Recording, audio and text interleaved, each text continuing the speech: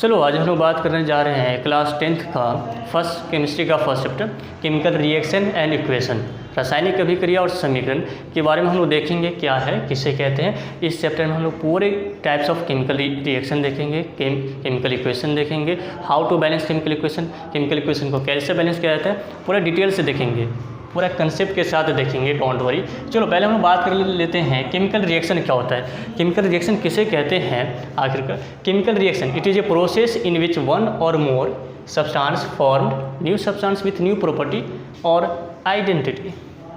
देखो chemical reaction क्या हुआ, एक ऐसा प्रोसेस है जिसमें कोई दो या दो से ज़्यादा सब्सटेंस आपस में मिलके कोई नया चीज़ बनाता हो, लेकिन नई प्रॉपर्टी के साथ बनाता हो, यानी कि नए गुण के साथ, पिछला वाला गुण छोड़ देता हो, ठीक है, पिछले वाले गुण के साथ नहीं जाता हो, उसको कहते हैं केमिकल रिएक्शन कहते हैं। क्लियर।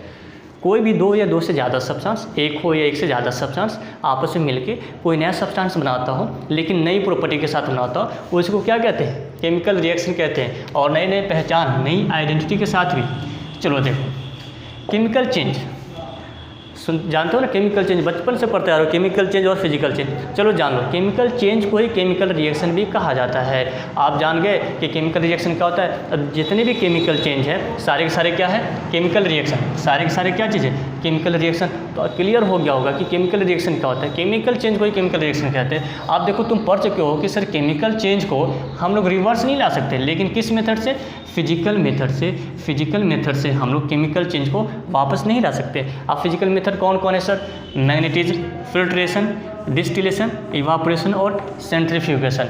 ये सारे के सारे फिजिकल मेथड है। इन सारे मेथडों से हम लोग कोई भी जो नया सब्सटेंस बना होगा ना, उन सब्सटेंस को फिर पहले स्टेट में नहीं लाया जा सकता।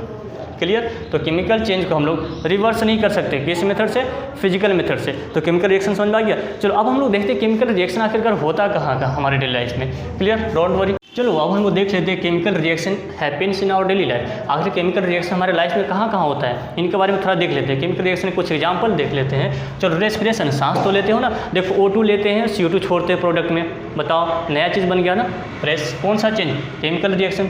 ठीक है, केमिकल चेंज हुआ तो केमिकल चेंज को ही क्या कहते हैं, केमिकल रिएक्शन कहते हैं। सिंपल सी बात है। अब देखो बर्निंग ऑफ पेपर को तुम जला दो, ठीक है, अब बताओ जल के क्या हो जाएगा, राख हो जाएगा ना, आस हो जाएगा। अब बताओ उस राख से क्या तुम फिर से पेपर बना सकते हो, नहीं ना बना सकते।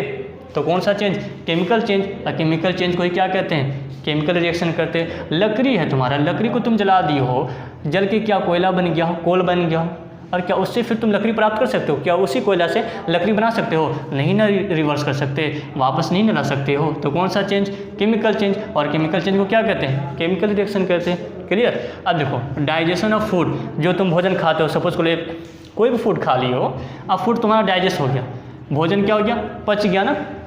क्या पचे हुए भोजन को क्या फिर तुम किसी भी प्रोसेस से वापस ला सकते हो, नहीं ना।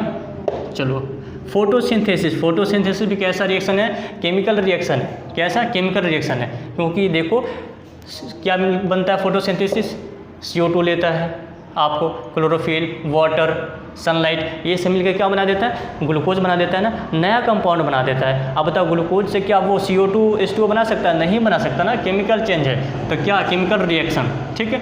फॉर्मेशन ऑफ कर्ड, दूध से दही बन जाता है, दूध से दही बन जाता है। आप चाहोगे ओहो गलती हो गया, दही बन गया, दही नहीं बनाना चाहिए था मुझे, चाय के लिए दूध चाहिए था, चलो दही से चाय बना लेते हैं, दही से दूध रिटर्न कर लेते हैं। क्या ऐसा कर पाओगे, ऐसा नहीं ना हो पाएगा, क्योंकि दूध से दही बनना क्या हो गया, केमिकल चेंज हुआ। और हम जानते हैं केमिकल चेंज को ही केमिकल रिएक्शन कहते हैं। और केमिकल रिएक्शन को हम लोग रिवर्स नहीं ला सकते, पहले जैसे स्टेट में नहीं ला जा सकता ना। अब देखो राइपनिंग ऑफ फ्रूट, फल का पकना, पहले फल क्या रहता है, कच्चा रहता है, अब क्या हो जाता है, फल पक जाता है। कौन सा चेंज, केमिकल चेंज, उसी को क्या कहते हैं, केमिकल रिएक्शन कहते हैं। चलो रस्टिंग ऑफ आयरन, लोहे में जंग लग जाता है या किसी भी मेटेलिक में जंग लगता हो, रस्ट होता है, कौन सा चेंज है, केमिकल चेंज है। क्या जंग लगा हुआ जो लोहा है, क्या उससे फिर तुम लोहा बना सकते हो, नहीं बना सकते ना, रस्टिंग ऑफ आयरन है। क्लियर। अब देखो कोई भी सब्जी बनाते हो, घर में दाल बनता है ना, दाल, हल्दी कहते हैं कि हल्दी दाल रख के, क्या वो कौन सा चेंज है, केमिकल चेंज है। ठीक है। बॉयल्ड राइस की बात करते हैं। बॉयल्ड राइस जो बनता है घरों में, उबला हुआ चावल, क्या उबला हुआ चावल से तुम क्या पहले जैसा चावल बना सकते हो, नहीं बना सकते हो ना। खीर की बात कर लेते हैं, खीर। आप देखो खीर देखोगे, दूध से दही, दूध है, चावल है, चीनी मिला के खीर बनता है। अब तुम चाहोगे ओ चीनी ज़्यादा पड़ गया है खीर में, ऐसा कर लेते हैं इसमें से चीनी निकाल लेते हैं, क्या निकलेगा? नहीं निकलेगा, क्योंकि क्या चीज़ है? केमिकल चेंज है बाबू। तो जो भी चीज़ देख रहे हैं केमिकल चेंज, सारे के सारे क्या है? केमिकल रिएक्शन है। क्लियर, समझ में आ गया? चलो अब हम बात करते हैं नेक्स्ट टॉपिक की। तो हम लोग देख लिए केमिकल रिएक्शन के कुछ एग्जाम्पल, कुछ एप्लीकेशन देख लिए डेली लाइफ में क्या होता है। अब देखो जब रिएक्शन होता है ना, केमिकल रिएक्शन जब होता है तो उसमें कुछ ना कुछ चेंज आता है। अब क्या क्या चेंज आता है देख लो। केमिकल रिएक्शन जब भी होता है तो उसमें कुछ ना कुछ बदलाव आते हैं, कुछ कुछ चेंज आते हैं। देखते क्या चेंज आता है। हो सकता है जिसे कहते हैं characteristic of chemical reaction, chemical reaction के क्या कैरेक्टरिस्टिक है, क्या विशेषता है। तो चलो देख लो क्या चेंज हो सकता है। चेंज इन स्टेट, हो सकता है कि जब केमिकल रिएक्शन होगा तो स्टेट बदला जा सकता है। ठीक है, जैसे देख लो H2 गैस है, हाइड्रोजन गैस और ऑक्सीजन गैस जब आपस में मिलता है तो बनता है क्या चीज़? वाटर बनता है। अब वाटर जानते हो ना क्या होता है? लिक्विड होता है। अब बताओ H2 ये भी गैस था, O2 गैस था, दोनों आपस में रिएक्शन क्या, दोनों क्या था? गैस था। गैस कैसे आपस में रिएक्शन करके क्या बन गया? वाटर बन गया और लिक्विड बन गया। ठीक है, तो देखो स्टेट का बदलाव हो गया ना, दोनों गैस था लिक्विड बन गया। चेंज इन स्टेट, तो केमिकल रिएक्शन के दौरान चेंज इन स्टेट भी हो सकता है। और देखो चेंज इन कलर, कलर में भी केमिकल रिएक्शन के दौरान चेंज हो सकता है। अब जैसे देखो कॉपर सल्फेट का सोल्यूशन, सोल्यूशन समझते हो ना, इनकी पानी के जैसा लिक्विड होगा। अब जैसे उसमें तुम आयरन डालोगे ना, लोहा डालोगे या लोहा का कील डालोगे ना, कॉपर सल्फेट का सोल्यूशन कैसा होता है? ब्लू कलर का होता है। अब जैसे इसमें तुम आयरन का कील डालोगे, नेल डालोगे, आयरन नेल, तो क्या हो जाएगा? इसका कलर क्या हो जाएगा? ग्रीन हो जाएगा, FeSO4 बन जाएगा और कॉपर को इसमें से हटा देगा। इसका कलर कैसा हो जाएगा? सोल्यूशन का ग्रीन कलर का हो जाएगा। तो देखो कलर में चेंज हो गया ना। तो केमिकल रिएक्शन के दौरान हो सकता है कलर में भी चेंज हो सकता है। ठीक है, अब देखो और क्या क्या चेंज हो सकता है। Evolution of gas, chemical reaction के दौरान गैस का भी रिलीज हो सकता है, गैस भी रिलीज होता है। अब जैसे देखो H2SO4 है ना, सल्फ्यूरिक एसिड, H2SO4 क्या है? Sulphuric acid. इसी कॉमन नेम में क्या कहते हैं? तेजाब कहते हैं। ठीक है, चलो तो सल्फ्यूरिक एसिड जो है, जब सल्फ्यूरिक एसिड में हम लोग जिंक का दाना डालते हैं ना, ग्रेन्यूल्स डालते हैं, तो क्या होता है? H2 गैस रिलीज हो जाता है। देखो गैस का भी रिलीज हो सकता है केमिकल रिएक्शन में। ठीक है, अब देखो फॉर्मेशन ऑफ प्रेसिपिटेट, प्रेसिपिटेट का मतलब क्या होता है? जब कोई दो सोल्यूशन, हम लोग इसके बारे में आगे देखेंगे, प्रेसिपिटेशन रिएक्शन देखेंगे। ठीक है, चलो जैसे देखो ये भी था क्या चीज़? लिक्विड था। ये भी क्या है? लिक्विड था। जब दोनों लेड नाइट्रेट और पोटेशियम आयोडाइड जब दोनों को आपस में मिला दिया ना, दोनों लिक्विड को आपस में घोल दिया, तो हमें क्या मिल गया? उसके बॉटम में हमें PbI2 येलो कलर का प्रेसिपिटेट नीचे क्या हो गया? बॉटम में बैठ गया। ठीक है, तो प्रेसिपिटेट बन सकता है, यानी कि जब दो लिक्विड को आपस में मिलाते हैं ना, तो उनमें कोई हमें एक सॉलिड चीज़ बन जाना, उसे को प्रेसिपिटेट कहते हैं। क्लियर, और ये बॉटम में बैठ गया। तो चलो और हम लोग देख लेते हैं change in temperature, chemical reaction के चेंज इन टेम्परेचर भी हो सकता है। केमिकल रिएक्शन के क्या कैरेक्टरिस्टिक, उनका last point change in temperature, यानी कि जब केमिकल रिएक्शन होगा तो हम जानते हैं इसमें टेम्परेचर में भी बदलाव हो सकता है, टेम्परेचर में भी चेंजेज आ सकती है। जैसे देखो कैल्शियम ऑक्साइड, कैल्शियम ऑक्साइड को कहते हैं क्विकलाइम कहते हैं। क्विकलाइम जानते हो किसे कहते हैं? मार्केट में चूना के नाम से बिकता है। देखो पान में चूना देता है ना खाने के लिए, उसी को कहते हैं क्विकलाइम। चूना जो होता है उसी को क्या कहते हैं? कैल्शियम ऑक्साइड कहते हैं, और केमिस्ट्री में क्विकलाइम कहा जाता है। ठीक है, अब देखो जब चूना में जब पानी डालोगे ना, देखोगे तुम लोग घर पे करके, जब कैल्शियम ऑक्साइड में तुम पानी डालोगे तो क्या हो जाएगा? कैल्शियम हाइड्रोक्साइड बन जाएगा और उसमें से हीट निकलेगा। देखो दहकता रहेगा, वो खदकता रहता है ना। तो यानी कि कैल्शियम ऑक्साइड चूना है, ये कैल्शियम ऑक्साइड को क्या कहते हैं? कॉमन नेम चूना। ऐसे में जब पानी डालोगे तो क्या बनेगा? हीट निकलता है। ठीक है, तो देखो टेम्परेचर में चेंज हो गया ना। चलो अब देखो जैसे मीथेन, मीथेन क्या है? गैस है। आपको मीथेन को जब ऑक्सीजन में जलाते हैं तो क्या बनता है? कार्बन डाइऑक्साइड गैस, वाटर और हीट एनर्जी क्या होती है? रिलीज होती है। देखो टेम्परेचर में चेंजेज आ गया। चलो अब देखो इसमें बेरियम हाइड्रोक्साइड, अमोनियम क्लोराइड जब आपस में रिएक्शन करते हैं ना तो इसको हीट की ज़रूरत होती है। जब बेरियम हाइड्रोक्साइड और अमोनियम क्लोराइड को एक साथ रखते हैं और उसको जब हीट देते हैं ना तो बन जाता है BaCl2 NH3 प्लस वाटर निकलता है। तो समझ में आ गया? कैल्शियम ऑक्साइड जब वाटर के साथ रिएक्शन करता है तो देखो कैल्शियम हाइड्रोक्साइड, इस कैल्शियम हाइड्रोक्साइड इसे कहते हैं स्लैग्ड लाइम, यानी कि चूना जल कहते हैं। जब चूना और पानी को मिला दिया ना तो चूना जल बन जाता है ना, जैसे आदमी देखो पेंट उंट करता है दीवार वार को, वही चीज़ है स्लैग्ड लाइम। क्लियर? और इसमें से हीट निकलता है। मीथेन को जब जलाते हैं तो कार्बन डाइऑक्साइड, वाटर और हीट एनर्जी रिलीज होता है। तो चलो हम लोग देख लिए कैरेक्टरिस्टिक ऑफ केमिकल रिएक्शन, देख लिए कि कितने होते हैं? 5 पॉइंट होते हैं। ये सब बदलाव हो सकते हैं क्या? क्लियर? चलो क्या जानते हो रिएक्टेंट प्रोडक्ट किसे कहते हैं? चलो जान लो रिएक्टेंट किसे कहते हैं। रिएक्टेंट को हिंदी में अभिकारक कहते हैं। अभिकारक कहते हैं। चलो reactant, the substance which take part in the chemical reaction. देखो कोई भी किसी भी केमिकल रिएक्शन में जो सब्सटेंस भाग लेता है ना, उसी को कहते हैं हम लोग रिएक्टेंट कहते हैं। जैसे कोई भी केमिकल रिएक्शन कराना है और उसमें जो जो सब्सटेंस की हमें ज़रूरत पड़ती है, उन्हीं सारे सब्सटेंस को हम लोग रिएक्टेंट कहते हैं। क्लियर। चलो अब बात करते हैं प्रोडक्ट की। अब जब हमने सारा चीज़ मिला दिया, अब मिलाने के बाद हमें जो नया चीज़ बन जाता है ना, किसी भी केमिकल रिएक्शन में हमें जो नया चीज़ बनता है उसी को कहते हैं प्रोडक्ट। क्या कहते हैं? प्रोडक्ट। हिंदी में कहते हैं प्रतिफल कहते हैं, प्रतिफल कहते हैं। चलो रिएक्टेंट को हमेशा पहचानेंगे कैसे? रिएक्टेंट को हमेशा जो एरो का साइन होगा उसके लेफ़्ट साइड लिखा जाता है। एरो के लेफ़्ट साइड लिखा जाता है हमेशा रिएक्टेंट को, और प्रोडक्ट को हमेशा जो होता है एरो के दाहिने साइड लिखा जाता है। क्लियर। चलो कुछ एग्जाम्पल देख लेते हैं। जैसे H2O + O2 है, दोनों आपस में रिएक्शन किया तो H2O बना। क्या? अब इसमें बताएंगे रिएक्टेंट कौन होगा, प्रोडक्ट कौन होगा। तो देखो H2 और O2 मिलके बना क्या चीज़? H2O बना। तो यानी कि H2O बनाने के लिए हमें क्या क्या चीज़ की जरूरत पड़ेगी? H2 और O2। तो H2 और O2 क्या हो जाएगा? रिएक्टेंट हो गया H2 और O2। और देखो एरो के लेफ़्ट साइड है ना, तो एरो के लेफ़्ट साइड जो भी होगा रिएक्टेंट होगा, और एरो के दाहिने साइड क्या हो जाएगा? प्रोडक्ट हो जाएगा। क्लियर। अब सपोज कर लो मैग्नीशियम है, मैग्नीशियम को जब एयर में जलाते हैं, बर्न करते हैं, तो प्रोडक्ट में क्या मिलता है हमें? Magnesium oxide. चलो अब देखो ये क्या है? एरो का साइन है। एरो के लेफ़्ट साइड जो भी होगा ना, सारे के सारे क्या होंगे? रिएक्टेंट होंगे। तो मैग्नीशियम और ऑक्सीजन क्या हो गया? रिएक्टेंट हो गया, और मैग्नीशियम ऑक्साइड क्या हो गया? प्रोडक्ट हो गया। क्या? ये हो गया प्रोडक्ट, और ये हो गया आपको रिएक्टेंट। क्लियर। एरो के लेफ़्ट साइड जो भी होंगे सारे के सारे रिएक्टेंट, और एरो के दाहिने साइड जो भी होंगे सारे के सारे प्रोडक्ट होंगे। चलो समझ में आ गया। यानी कि कोई भी चीज़ किसी भी केमिकल रिएक्शन में कराने के लिए हमें जो जो सब्सटेंस की ज़रूरत होती है उसी को क्या कहते हैं? रिएक्टेंट कहते हैं। अब सपोज कर लो किसी को खीर बनाना है। क्या बनाना है? खीर बनाना है। तो सपोज करो क्या चाहिए? शुगर चाहिए, चीनी, मिल्क चाहिए, क्या और क्या चाहिए? राइस चाहिए, और प्लस हीट चाहिए। अब देखो चीनी, मिल्क, राइस और हीट, इन सारे को मिला के आपको बना क्या चीज़? खीर बनाना, नया चीज़ बन गया। अब बताओ हमको खीर बनाने के लिए क्या क्या चीज़ की जरूरत पड़ी? शुगर, मिल्क, राइस और हीट।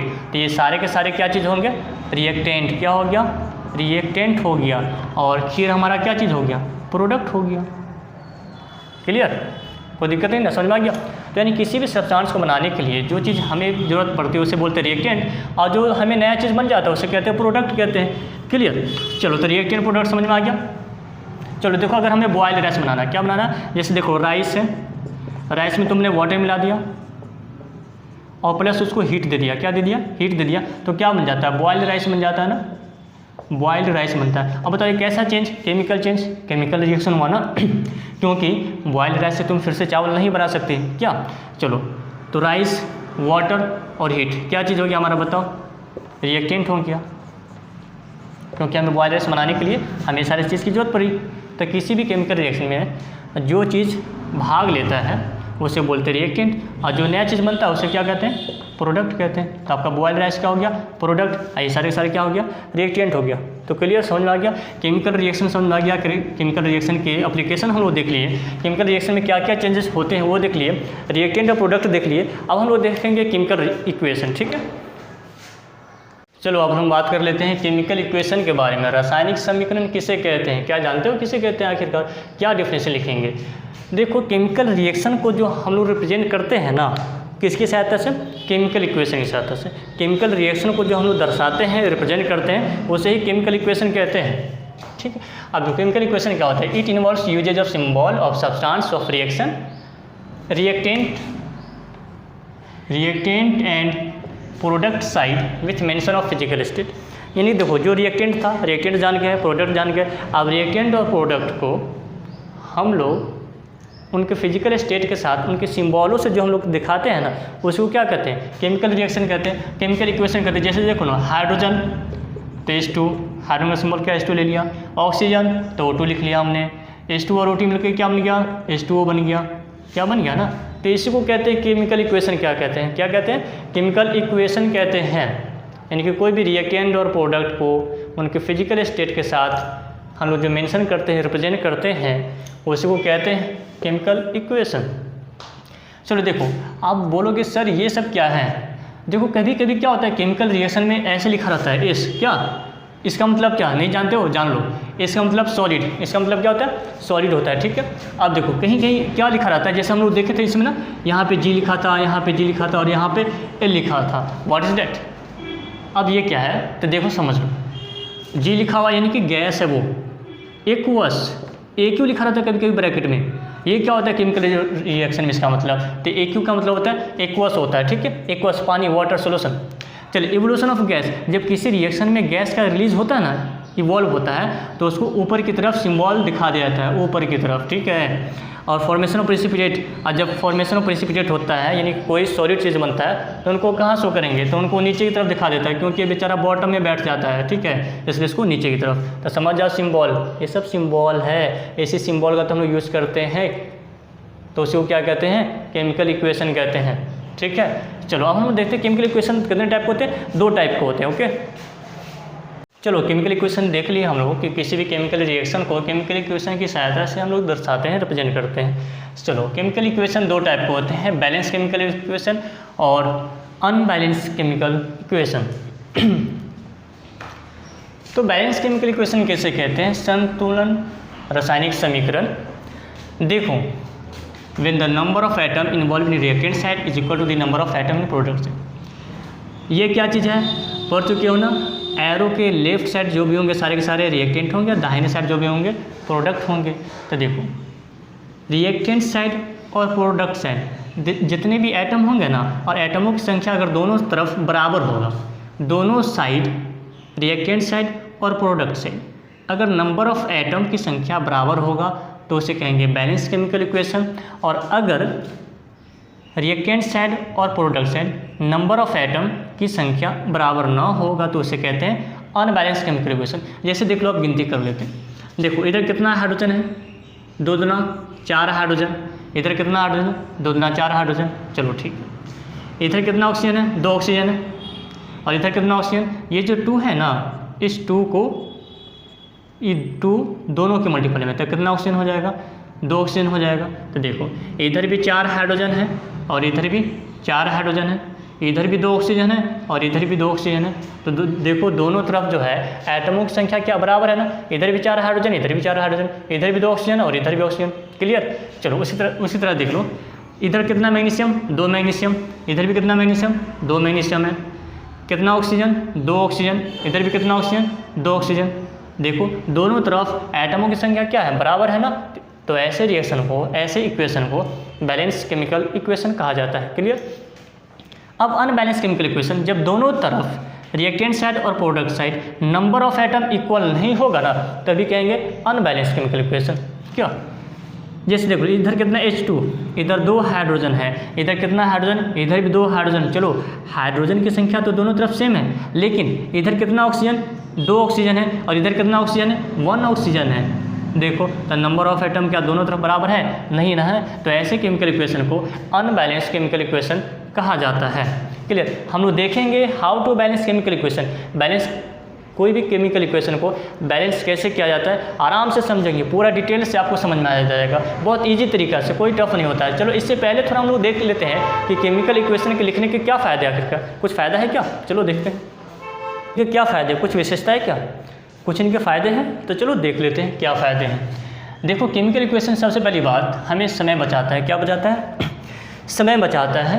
अब देखो बोलोगे सर कैसे, कुछ भी, अरे कुछ नहीं। देखो ना केमिकल इक्वेशन है, अगर हम देखो H2 है और प्लस O2 है, जब आपस में रिएक्शन किया तो क्या बन गया, H2O बन गया ना। क्या बन गया, H2O बन गया। अब देखो अगर इसी को स्टेटमेंट में लिखते हैं, ये क्या चीज़ है, केमिकल इक्वेशन है, सिंबल की सहायता से रिप्रेजेंट करते हैं, उसी को क्या कहते हैं, केमिकल इक्वेशन। तो इसके क्या फ़ायदे, देखो अगर इसी को स्टेटमेंट में लिखते हैं तो क्या लिखते हैं, when hydrogen is react with oxygen to form water. अब देखो कितना लंबा चौड़ा हो जाता है ना, क्या बहुत ज़्यादा समय लगता कि नहीं लगता? बिल्कुल लगता। अब इसी को कितना जल्दी लिख दिया हमने, H2 + O2 H2O बन गया, सिंपल सी बात है। तो क्या हमें समय की बचत हुई कि नहीं हुई? केमिकल इक्वेशन के फ़ायदे हैं ना। चलो समझो, साइंस पढ़ते हो अपने वर्ड में आंसर दिया करो। चलो साथ ही साथ देखो, it save space in writing paper. अब देखो दिमाग लगाओ, ये हमें पेपर भी तो बचाने का काम करता है, स्पेस बचाता है ना लिखने में। अगर इसी को देखो तो लिखेंगे when hydrogen react with oxygen to form क्या चीज़? वाटर। अब बताओ, हमें इतना तो समय भी लगा, इतना मेरा पेपर की बर्बादी, इतना मेरा इंक भी तो गया। तो बताओ हमें समय भी बचाता है ये क्या, और हमें स्पेस भी बचाता है ना। आप देखो ये इतना दूर में लिखा हमने, सीधा इतना छोटा में केमिकल इक्वेशन से से लिख लिया। क्या हमें समय भी बचाता है, इंक भी बचाता है और पेपर भी बचाता है ना। केमिकल इक्वेशन का फ़ायदा है कि नहीं है? क्या समझ आ गया? चलो अब देखो साथ ही साथ क्या होता है कि केमिकल इक्वेशन से हमें यही पता चल जाता है कि रिएक्टेंट साइड जो होता है, यानी कि केमिकल इक्वेशन से हमको ये पता चल जाता है कि कौन कौन सा आइटम क्या होता है, भाग ले रहा है। उनके बारे में स्टडी करना बहुत ईजी हो जाता है। जैसे देखो, अगर हम स्टेटमेंट में लिखते हैं the when hydrogen is react with इतना दिस डेट, आपको पता नहीं चलता है कि हाइड्रोजन कितना आइटम है और ऑक्सीजन कितना आइटम है, लेकिन हमें केमिकल इक्वेशन से पता चल पा रहा है कि हाइड्रोजन यहाँ कितना 2 आइटम है और ऑक्सीजन कितना है 2 आइटम। क्या क्लियर? आसानी से हम लोग केमिकल इक्वेशन की सहायता से पता कर सकते हैं। चलो साथ ही साथ क्या है, the amount of reactant and the amount of product can be calculated accurately. कितना रिएक्टेंट में भाग लिया गया, कितना प्रोडक्ट बना, उसको हम लोग केमिकल इक्वेशन से आसानी से मेजरमेंट कर देते हैं। जैसे 2H2O बना तो आपको 2H2O बन गया। क्या अब देखो, 2 मॉलिक्यूल हाइड्रोजन 1 मॉलिक्यूल ऑक्सीजन आपस में मिलता है तो 2 मॉलिक्यूल क्या, 1 मॉलिक्यूल ऑक्सीजन आपस में मिलता है तो 2 मॉलिक्यूल क्या बना, वाटर बनाना। क्या अमाउंट ऑफ रिएक्टेंट और अमाउंट ऑफ प्रोडक्ट हम दोनों आसानी से केमिकल इक्वेशन की सहायता से हम लोग क्या पता कर सकते हैं ना। क्या तो ये हमें केमिकल इक्वेशन के लिखने के फ़ायदे हैं। चलो हम लोग नेक्स्ट पार्ट में इसके बारे में बात करेंगे, how to balance chemical equation. Balance chemical equation कैसे होता है और कैसे करते हैं, बहुत ईजी वे से समझेंगे, आसानी से समझ में आ जाएगा केमिकल इक्वेशन को कैसे हम